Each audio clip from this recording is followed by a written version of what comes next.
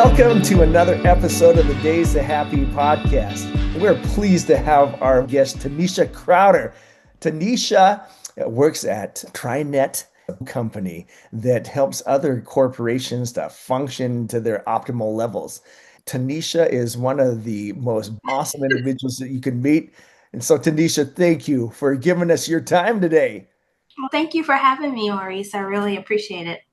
It really does get me happy to think that there's people like you in an organization that helps other organizations.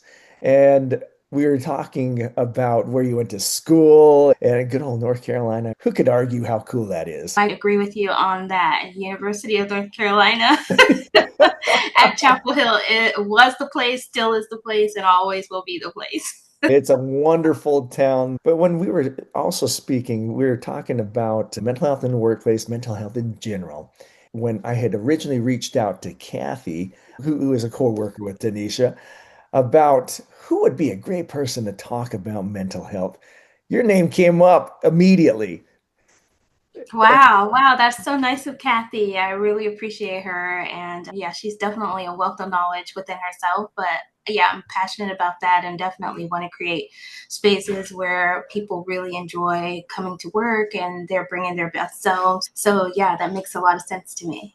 It's so cool. And when we were talking a little bit too, as we were talking about some of the statistics that are out there, and particularly how a good majority of the workforce is they're working with undue stress. Some 85% would say would be unmanageable stress. And then you look at where some of that stress comes from, and that leads to some of the things that they're having in mind of their families and their mental health itself. But I thought it was pretty interesting as we were chatting about this of how in a more simple day, I know everyone goes, every generation will talk about a simple day. And so Yeah, yes. we had different stresses, and it just seems like there's an accumulation of stress that really impacts not only adults, but also their family members. And just wondering if you wouldn't mind sharing what we were talking about before this. Yeah, I 100% agree. At first, I was a little shocked that it was actually said out loud in a study of research about how your children's mental health can affect your mental health as an adult. But as I really thought about it, it really made a lot of sense because I have a 15-year-old and I have a 21-year-old. And yeah, so it's a little bit of a gap there, but I got to see them grow up firsthand with the cell phone and with Instagram and social media and how that impacted what I felt I was doing as a mom for to make them well-rounded. You had this outside force that really affects them in ways that we never had to deal with before. Yeah. Yes, and with the advent of the with the iPhone, and just it's amazing. And this Yes. phone, for those that can't see, I'm holding up my iPhone, and it's a Yeah. wonderful thing. But then there was the social media that came with it, and Yes. with that social media, what did you see? I know what I saw. What did you see? Yeah, I feel like I was one of those parents who really waited late to allow my children to have social media. I think for my daughter, I let her have it when she was in ninth grade. And for my son, he still doesn't have social media. He has YouTube, but we're holding off until he really is, please let me have it, which I think is really great. But with my daughter, I think some of the things that we were talking about, I realized that back in my day, we just had the styles or whatever was going on in my town or in my one school. But now with social media, your kids are comparing their lives to hundreds of thousands of people. So how can you really compete or compare or know where you stand in the world when you're looking at somebody in California and they have a whole different way of life and you're in North Carolina comparing your day. So I can see how it could totally stress them out or put stressors on them that we didn't have. And I found the true with adults too. Yeah. I was speaking with a friend of mine, and they're looking at buying a boat, and Yeah. there's a disparity of cost, right? Yeah. Yeah. There's one that's literally they could buy a really good used one for 16, Yeah. but his wife wants one that's about 112. Wow. And it's Wow. and it's because they've looked at all the different videos and there's definitely different classes in the boat. And Mhm. so it's funny to see that they are having that discussion and to notice the undue stress that causes. But the funny thing is that would never have happened had they not seen a lot of those Exactly. videos. And then the Exactly. other justification is, but they're about the same socioeconomic class as we are. We could Yeah. do this and so Yeah. forth. It's amazing. And it's funny, like you're talking about your friend with a boat, but I'm thinking like even in the professional space, you got LinkedIn, right? Oh So yes. you might be totally happy, or a colleague might be totally happy at their job, but they're seeing that so and so just got promoted because LinkedIn puts that out there, or they just recently got an expansion in whatever their what their I can't even think right now, but they're what they're responsible for expanded. So you're comparing your journey with all these people on LinkedIn. So Mhm. versus like even the people that are in your company and their promotion rates or what they're doing with their careers or their titles. So Right. social media is a blessing because I feel like I definitely can't live without it, but it really can cause you to be stressed out if you don't really take a look at how you're engaging with it. That's such a great point. I look at the dangers of comparing, and Yeah, it seems that is at the root of a lot. And this is just my assumption, just yeah, based on a lot of the data, that because we compare, we start to go into things that we don't have. It's a deficit mentality of what we don't have instead of looking at right. what we do. Yes, And someone said that when you look at social media, everyone's showing their best self. And yes, even when they're talking about their hard times, it yes. seems their harder times, they're much better at this and handling than I do. And so it's Yes, like, the amount of time that I've taken to edit a photo before posting the photo. Do you remember back in the day when we just had the little Polaroid cameras and then you oh had the yeah. ones the temporary cameras? And now I'm like, oh my God, I can't post that. My teeth look weird. Yeah, it's a lot of pressure. It's a lot of pressure to show your best self, and then if you're not showing your best self, it's who can have the worst situation so that they could get the most sympathy. So it is a lot of comparison. And what they say about comparison is the thief of joy. Oh, I love that. Comparison is the thief of joy. I have heard that, but in bringing up in Yeah, this context, it is absolutely true when you look at mental health, that comparison really does lend itself to that, doesn't it? it does. It does. Wow. Absolutely. Now, have you seen this in corporations as well? So I've seen it from a personal side of it, and we talked about it to an extent on LinkedIn. But what have you seen in corporate America and this comparison, the dangers toward mental health? I think it just goes back to comparing your journey to someone else's journey, comparing where you are in your career to someone else's career. And I just think about personally from my perspective, my journey has taken a lot of twists and a lot of turns. I don't feel like I've had a traditional journey at all. I started out in insurance and then now I'm in HR and I'm doing organizational development, so I definitely didn't have that linear trajectory upward. And the world tells us that this should be your life, right? You start at the bottom, now you're here, and now you're at the top. I think there's actually a song that says that. But yeah, I think that can you comparing your journey to someone else's journey could definitely cause that. And then I think also going back to the social media, like what I'm seeing out there is that people are telling you how to get a new job, how you shouldn't like your job, how you don't like your boss, how you don't like your coworkers. And it's telling you that this is how you should feel. So you could totally be happy where you are and have a good situation, but you are hearing all the noise. So definitely, I think noise can play into how it feels at corporate. And then it's just stress in general at corporate because we're changing, we're evolving. You're hearing AI being introduced. You're hearing, are we going to have jobs in the future because AI is taking over?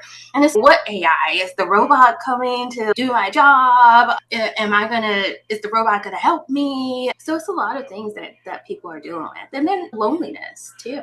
Yes. And you bring up an important point on the noise, and I'll get back to loneliness in a minute here, but that Yeah. noise is absolutely true. I looked at, there was a study on the workforce. I can't remember if it was Gallup, but it was a very similar publication, and they looked at the generation and the amount of disengagement in the workforce. And there were two types of disengagement. One was just disengaged. I'm not going to do it. But Yeah. then out of that, there was a large number amongst all the generations that was actively disengaged. And that Wow. actively disengaged is the group that really put that out there. Oh, this place is awful. Don't go Yeah. there. Boom, boom, boom. They were very intentional about going on these job boards and just absolutely decimating the company. Mhm. I've actually seen people go, there's no way I'm working there because look at the job boards. In actuality, it's not a bad place to go. Mm, And as a result, it has impacted potential job offers and so on mhm.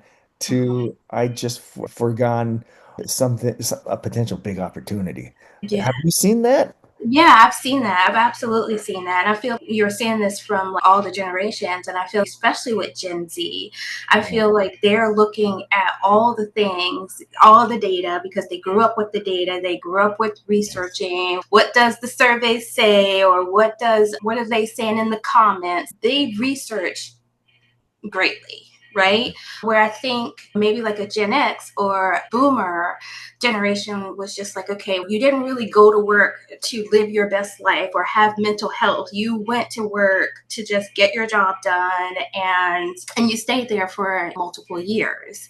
So Right. I can definitely see how just having that information out there, corporations have to pay attention to it. And I think also as a employee, you have to understand what is noise and what is your experience.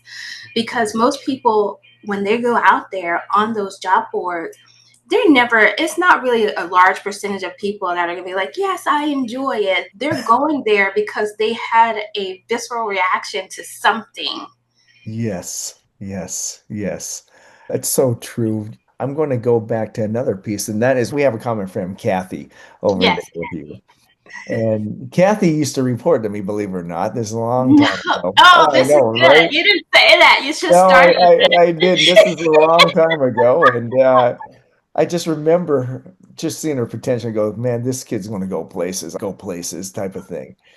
And I remember every time she brought something, I was just so stoked.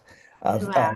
And I use stoked sparingly because I genuinely felt that she would do good things because of help. And this is not to toot my own horn by any means whatsoever, as much as to say you recognize talent and you just recognize good in other people, right? How Yeah. do you perpetuate that? Because in a world of comparison that we were talking about earlier, it's easy to tear that down because it's an intimidating thing to have someone better than you, either as a direct report at a peer level or above.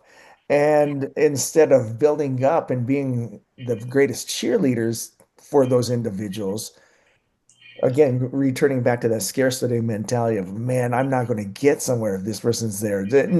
And how does that relate to what you've seen in mental health? But so first of all, how do we promote that?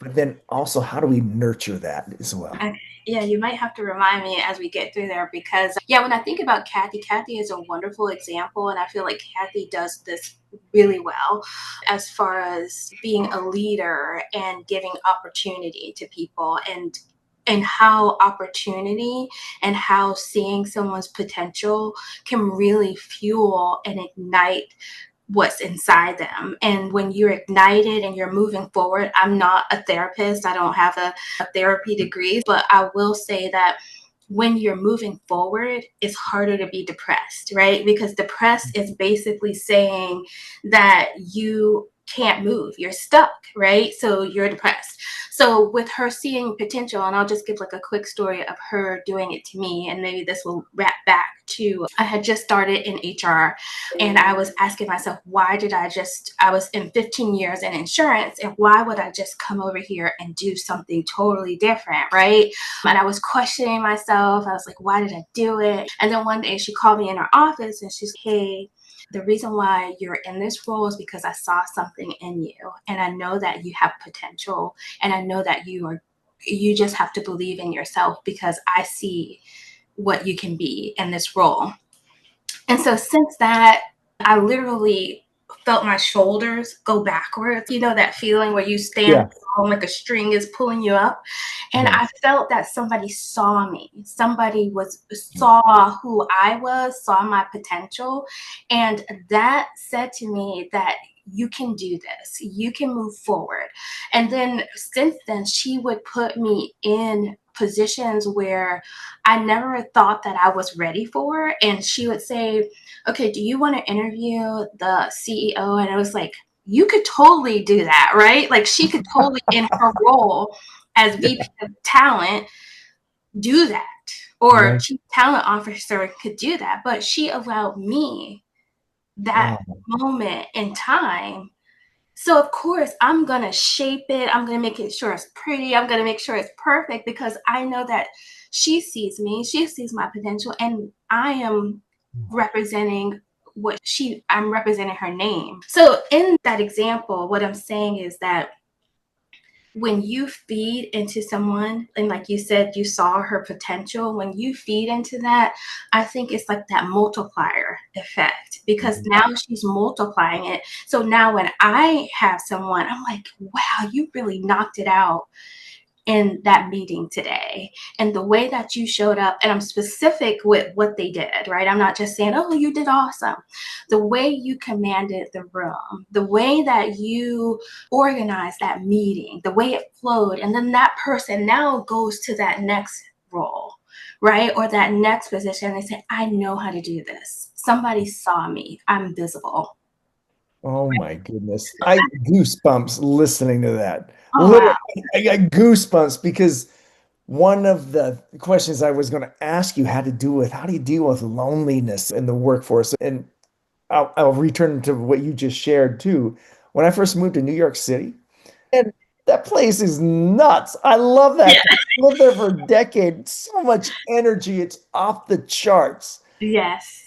But when I got to know people, what they would tell me was their biggest problem. But They felt lonely. And wow. in a town of millions, they felt lonely. And what you just said right there, somebody saw me. Yeah. Yeah. Good grief. I mean, holy moly. So I want to go to that, right? And so in Yeah. this mental health thing, I, how do we see others? You did some great explanations on how you have done that, but now let's go to something else. How do we multiply that? To Mm. your point, because that's powerful stuff, man.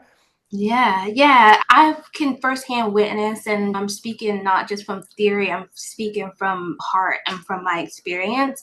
And when I'm also a coach, so I coach colleagues and then I coach people just through Dress for Success, just different things that I'm involved in. And a lot of times that is like the main thing. I remember coaching someone and she just she just had a very heartful moment and she said, I just want her to see me. I want them to recognize what I'm doing. I want them to see that I have this potential. And I think the way you see a person is by spending time with them and getting to know them and by asking those questions. What are the things that light you up? What are the things that are exciting? And then and sometimes when you're having those conversations and you can be face to face, you can see the person's body just react differently, right? Like when you've hit on something that's exciting, their whole physical body just changes, and lean into those things. And if you do recognize greatness, don't feel that. I think traditional things was if I tell them that they're doing good, they're going to just say they're going to rest on their laurels, or they're not going to work harder. But I think that we have to change that narrative, and we have to meet people where they are. And by saying, and don't give them just flattery, right? You also need to give them the feedback, because there's been plenty of times that Kathy has come to me and said, hey, you did this well, but what I would like to see going forward is you do that. But that also is just as inspiring to me, because now you care, because you Yes. want me to be the best that I can be. So Oh, I think sometimes we shy away from that as leaders, and we don't want to have those tough conversations. But if you're having the good and you're having the not so great, the opportunities, then it weighs out. Their bank is full. right. You can take some deposits Oh, at yeah. that point. But if Yeah. you have an empty bank, what are you Yeah. going to get out of it? It's true. Nothing. Yeah, it is so true. And what you just said on that flattery and feedback, there's a fine balance, because what'll happen is sometimes we get into so much flattery that Yeah. we don't realize that because we flatter sometimes because we fear giving that feedback. Ooh, Oh, you did so that's good. good. Boom, right? Yeah, that's good. And then all of a sudden you get slammed later on. I go, what's up, man? I didn't get any feedback on that. I just had a circumstance like that be in speaking with the athletic coach, actually. Why Mhm. did they tell me? Because you're freaking mean, man. Yeah, That's right. understand. And so it kind of went like that. And I go, I've mentioned some of these things over and over again, and I'm not trying to be mean, but I'm not going to be nice either, because we need to get to this Right. point. Yeah. And there's another piece that another leader, one of the presidents of a major pharmaceutical company, told me once. He goes, I can't always be nice, but I can always be fair." Oh, And it's true. We have yeah. to be able to get to that point, because we do ourselves a disservice, at least I've found, if we Yeah. go down that flattery route all the time. We do. We do. And it's kind versus nice. And I feel like I have firsthand experience with that as well, because I feel like I'm a nice person, right? I'm gonna be nice. I'm gonna be nice. But that's not kind. If I'm nice to you and I tell you that you're walking out and I see the bus coming and you're walking out into the street and I'm just like, oh, you look so nice today. And then you get smacked and hit by the bus. Yeah, right. Is that kind? No. Tell me the bus is coming. Tell me to get out Yes. the way. Yes, 100%. My man, I'm liking this conversation simply because it's so natural as far as what you've experienced. And so, another question that I have is, how do you multiply that within not only your organization, and I could see this as a great starting point to help people feel that recognition. And I like it better the way you said it. Somebody saw me. Yeah. Oftentimes, that's where it starts. I talked about New York, of how so many people said they felt alone when I was living Yeah. there. Yeah. How or what would you recommend then, or what have you seen done, even in your own organization, to help people not only be seen, but when you recognize there's a potential mental health, not problem, but an opportunity, let's call it. Yeah. Have you addressed those? I think with us, what we've done, we have put together like actual things that our colleagues can address on their own time. Like, for example, we do have like the ESP where you can call and you can get those therapy sessions. And then we also have where we have been very smart about making sure that colleagues can go get that therapy that they need without the copays. Because sometimes that's like a big deal. Because I remember back when I might have needed therapy at a different company, the copay was like $75 or way more than what it would have been for you to go if you just had a cold and you needed to go get checked in. And your brain to me is just as important as it's still a physical organ, right? So if you had to go get checked for your heart, then you could go to the cardiologist and pay this price. Why are you paying like $100 copay to go see the therapist for your brain? So Yes. I do think that our company has done those things well.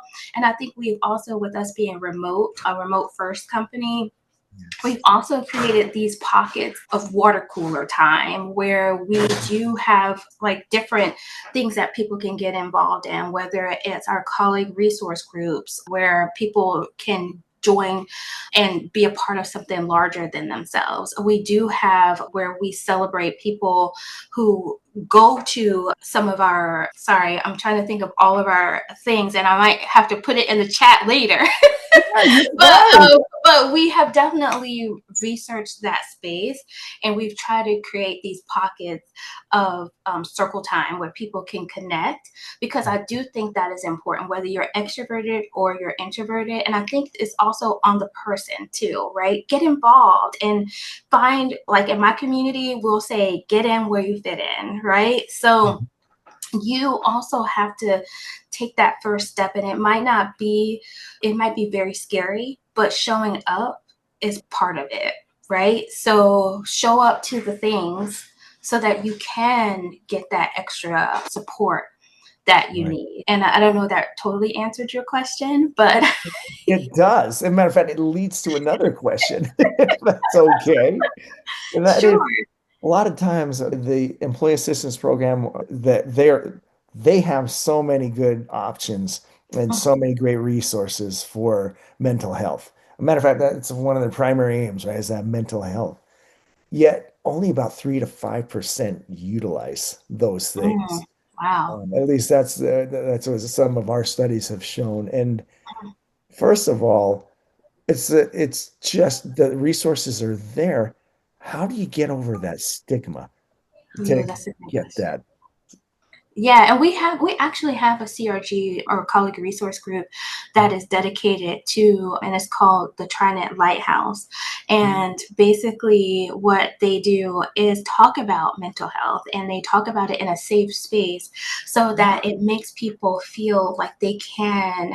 It's okay, because I think if I can only speak in my terms, but in my generation, like it was either, and my community, it was either pray about it Yes. or it was and pray it away. You don't need, if I asked, if I talked to my dad, I was like, okay, we're going to get my daughter a therapist. And my dad is like of the baby boom. He said, she needs to just go to church. And if she just goes to church and she prays, then it will be better. And that's really not the solution all the time. I'm not saying Right. that it's not a solution, but it might not be the full solution. So I think the Gen Z group, I think they've done a lot better with talking about mental health, because some of the terms I didn't even know. Like my daughter was like, that's anxiety. And I was like, was that what I felt like all those years was anxiety? You know, I thought I just had to get it done. And but I just felt pressure. I didn't know that it was actual term for imposter syndrome. So I think that generation has done a much better job of making it okay to talk about it out loud. But I do think having those conversations, even as a leader, if you are seeing somebody struggle, like you're not the therapist, you don't have to solve all of the problems, but you can say to that person, I've noticed that you're not yourself. Is everything okay? Yes. Yes. And you also bring another important point up, and that's why it's so important to recognize your employees. Yes. And Yes. otherwise, you wouldn't have that opportunity to bridge that gap in a Yeah. way that has that trust. You talked about the emotional bank accounts where you could do deposits, withdrawals. If you haven't done that as a leader, in a sense, and again, this is taking great liberties, but in a sense, you're contributing to that inability to get the necessary help. So, Wow. Yeah, absolutely. I love that you said that, because, and even making the space to let that person be able to get off to go get the right. help so that they don't have to, like, I love that. Like, my leader, she says, if you need the PTO, and I know every job out there doesn't have this flexible time. But Mm. like in my case, she's if you need PTO, then you don't need to tell me what you need the PTO for, right? Because Mhm. sometimes you might not want to go in there and say, today is a bad day and I am just having one of those days and I need to be off. You don't want to have that conversation. I just need to be off today. And as Yes. long as it's not like of course, you can get into the people who abuse it, but for most people, they don't. So Yeah. get that flexibility as well, where they can, if they have the time and they're being appropriate with the time, let them take the time That's because that leads to burnout and it could lead to you not being your best self if you're constantly grinding, oh which is man. a whole nother topic. It is so true. It really is another topic. And I will ask you this one, and you don't have to answer if you don't want to, but how do you prevent burnout? Because you strike me as someone that goes all the way in, Go hard. goes all the way in. And how do you keep yourself from being burnt out? Because Oh I'm my god. sure at one time or another Uh, you've it was went to just burnout. yesterday, huh? I'm just kidding, but maybe not. I do, and that's the beauty of what I do. And I think I'm pretty sure you can probably feel this too. It's like great when you love what you do, and it's also like that catch 22. I love what I do, right? Right? So sometimes you can go hard, not because somebody's pushing you, but because you have that drive and you have that determination and I've always been like that, and you called it out really well because I've been like that since high school. I remember literally going so hard that I would literally get migraines and I would just, okay, my body would say you can't. So honestly, what I do now is I get the help. Like I have a coach, I have an executive coach that I work with, and I realize everybody can't get an executive coach, but find a person in your ecosphere that can help you, right? There might not be that executive coach, but find that accountability partner, find that person who's willing to listen and run it by them. Say, hey, I am at the point where I just can't give my best today. What are some options that I can do? So that's what I do. And I really do think about being proactive because, and honestly, learning how to say no, because as much as I love what I do, I can't do it all. And sometimes I want to and I can't. So, what are the priority things? What are the things that are going to really move the needle that I try to focus on as well? And of course, you hear like self care, but I think self care can mean so many things to so many people. Like, I have a friend who she has a special needs son, and she has a lot of her family members have a lot of different things that they have to work on, and so she's being pulled a lot of different ways. So to her, she said, I can't just stop and go to get a massage or go get my hair done or go get my nails done. But she said, what I do is a good hot shower. So Yes. Everything goes back to the simple things, right? yes, and then I was like, you know what, me too. So sometimes just saying, okay, you know what, I'm going to bed. I'm going to bed early tonight and I'm Yeah. going to get 8 hours of sleep. Or I'm going to take a shower in the middle of the day and just wash all this stress away. Taking those micro moments to replenish Yeah. your soul. Man, I love some of these zingers that you're giving me here, the micro moments, man. I love it, the micro moments, because quite frankly, a lot of us don't do that. We just No, rather no, go, let's get it done first, and then I'll take my moment. And no, you need a without micro. realizing that. Yeah, yeah, it goes a long way. I can honestly say, even just going outside for me as a micro moment, like going outside and letting the sun just shine on me for some reason. I'm like a plant and it just gives me life. Yes, yeah, 100%. My goodness. Oh man, Tanisha, I could go on and on with you. You have such an awesome demeanor Oh, and thank just an you. awesome perspective as far as just being good to yourself in the workplace and especially understanding when I need help and so on. And I Yeah. have a feeling we might be talking in the future, I would love that. I would right? love that. Yes. Yes, please Oh, and thank you. Well, I want to thank you for your time. And I hope it is okay that if that time comes that we could call on you again because Yeah, this has been a great time. yeah, I got a lot more. Let's go. I like it. You've been a gracious host, so I really appreciate it. Thank you so much.